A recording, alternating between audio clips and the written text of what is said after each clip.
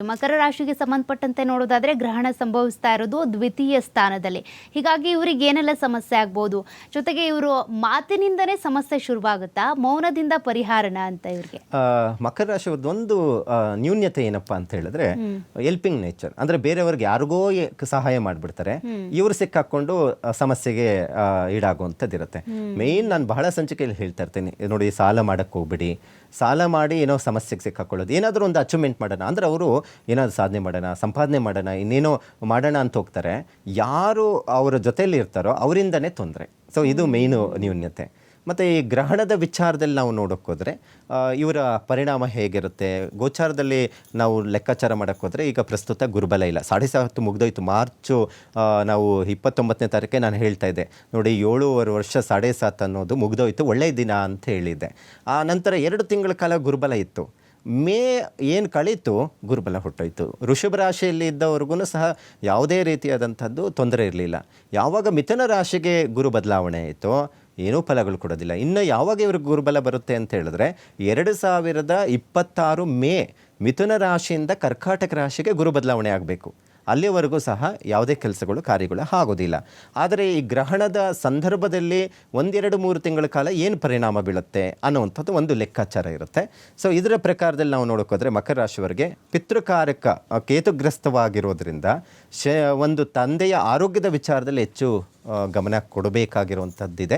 ಮತ್ತು ಅದರ ಜೊತೆಗೆ ವೃತ್ತಿ ಜೀವನದಲ್ಲಿ ಮತ್ತು ದಾಂಪತ್ಯ ನಡುವೆ ಒಂದು ಉತ್ತಮವಾದಂತಹ ಅಭಿವೃದ್ಧಿ ಮತ್ತು ಕರ್ಮಸ್ಥಾನ ಅಂತ ಹೇಳ್ತೀವಿ. ಯಾವಾಗಲೂ ಉದ್ಯೋಗ ಇಂಥದ್ದಕ್ಕೆ ಸಂಬಂಧಪಟ್ಟಂಥದ್ದಲ್ಲೇ ಲೆಕ್ಕಾಚಾರ ಮಾಡ್ತೀವಿ. ನಾನು ಆಗಲೇ ಹೇಳಿದೆ ನೋಡಿ, ಶನಿಯ ದೃಷ್ಟಿ ಕುಜನ ಮೇಲೆ ಬಂದಿದೆ, ಕುಜನ ದೃಷ್ಟಿ ಶನಿ ಮೇಲೆ ಬೀಳುವಂಥದ್ದು ಇರುತ್ತೆ. ಇದರಿಂದ ಒಂದು ರಾಶಿಗಳಿಗೆ ಒಂದಿಷ್ಟು ಶುಭ ಫಲಗಳನ್ನು ಕೊಟ್ಟರೆ, ಒಂದಿಷ್ಟು ರಾಶಿಗಳಿಗೆ ಅಶುಭ ಫಲಗಳನ್ನು ಕೊಡ್ತಾನೆ.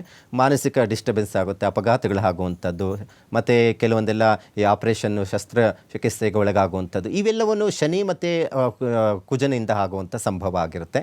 ಮತ್ತು ಕೋರ್ಟು ಕಚೇರಿ ಪೊಲೀಸ್ ಸ್ಟೇಷನ್ನು ಇವತ್ತು ಜೈಲು ಪಾಲಾಗಿದ್ದಾರೆ, ಜೈಲಲ್ಲಿ ಸೆರೆವಾಸ ಇದೆ ಅಂತ ಹೇಳಿದ್ರೂ ಇದೇ ಶನಿ ಕುಜನಿಂದನೇ ಆಗೋದು. ಎಷ್ಟು ಕೋಪ, ಸಿಟ್ಟು, ಅಸೂಯೆ, ಜಗಳಗಳು ಬರುತ್ತೋ ಈ ಶನಿ ಕುಜನಿಂದನೇ ಆಗೋದು. ಅಗ್ನಿ ಅವಘಡಗಳು ಆಗ್ತಾಯಿದೆ ಇವತ್ತು. ಎಷ್ಟೋ ನೋಡಿ, ಅಗ್ನಿ ಅವಘಡಗಳಾಗಿ ಎಷ್ಟೋ ಫ್ಯಾಕ್ಟ್ರಿ ಸುಟ್ಟೋಯ್ತು, ಒಂದು 10 ಜನ ಸತ್ತೋದ್ರು, 20 ಜನ ಸತ್ತರು. ಎಲ್ಲಿ ಅದು ಪ್ರಾರಂಭ ಆಗುತ್ತೆ ಅಂದರೆ ಈ ಗೋಚಾರದಲ್ಲಿ ಈ ಕಾಂಬಿನೇಷನ್ಸ್ ಇದ್ದಾಗನೇ ತೊಂದರೆ ಆಗೋದು.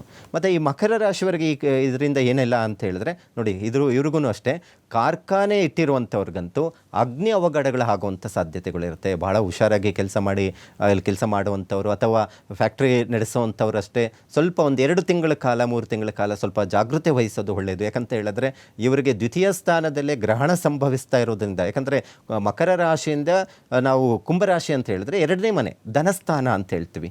ಹಾಗಾಗಿ ಈ ಅಗ್ನಿ ಅವಘಡಗಳಿಂದ ಹೆಚ್ಚು ಧನ ನಷ್ಟವನ್ನು ಉಂಟು ಮಾಡುತ್ತೆ ಅಂತ ಹೇಳುತ್ತೆ. ಅಂದರೆ ನೀವು ಏನೆಲ್ಲ ಕಾರ್ಖಾನೆ ಎಷ್ಟೋ ಒಂದು 10 ವರ್ಷದಿಂದ ಸಂಪಾದನೆ ಮಾಡಿರೋದು ಏಕಾಏಕಿ ಎಲ್ಲ ಅಗ್ನಿ ಅವಘಡ ಆಗಿ ಕಳ್ಕೊಳ್ಳುವಂಥ ಪರಿಸ್ಥಿತಿ ಆಗುವಂಥದ್ದು ಇರುತ್ತೆ. ಅದಕ್ಕೆ ಬಹಳ ಜಾಗೃತವಾಗಿ ಕೆಲಸಗಾರರಾಗಬಹುದು ಅಥವಾ ನೀವು ಮಾಡ್ತಾ ಇರುವಂಥದ್ದು ಕೆಲಸದಲ್ಲಿ ಬಹಳ ಹುಷಾರಾಗಿರೋದು ಬಹಳ ಮುಖ್ಯ ಅಂತ ಹೇಳ್ಬಹುದಾಗಿದೆ. ಒಟ್ಟಾರೆ ಇವರಿಗೆ ಮಿಶ್ರ ಫಲ ಇರುವಂಥದ್ದು ಇರುತ್ತೆ. ಸ್ವಲ್ಪ ಆರೋಗ್ಯ, ಅಗ್ನಿ ಅವಘಡಗಳಿಗೆ ಸಂಬಂಧಪಟ್ಟಂಥದ್ದು ಮತ್ತು ದುಡ್ಡಿನ ಸಂಪಾದನೆ ವಿಚಾರದಲ್ಲಿ ಇಲ್ಲಿ ಏನಾಗುತ್ತೆ, ದಿಢೀರಂತ ದೊಡ್ಡ ಮಟ್ಟಿಗೆ ಖರ್ಚುಗಳು ಜಾಸ್ತಿ ಬರುವಂಥದ್ದು ಇರುತ್ತೆ. ಸಂಪಾದನೆ ಮಾಡಿದ್ದೆಲ್ಲ ಕಳ್ಕೊಳ್ಳುವಂಥದ್ದು ಇರುತ್ತೆ. ಬೇರೆಯವ್ರಿಗೆ ಒಳ್ಳೇದು ಮಾಡ್ತಾರೆ, ಇವ್ರ ಸಮಸ್ಯೆಗೆ ಸಿಕ್ಕಾಕೊಳ್ಳುವಂಥ ಪರಿಸ್ಥಿತಿ ಇರುತ್ತೆ.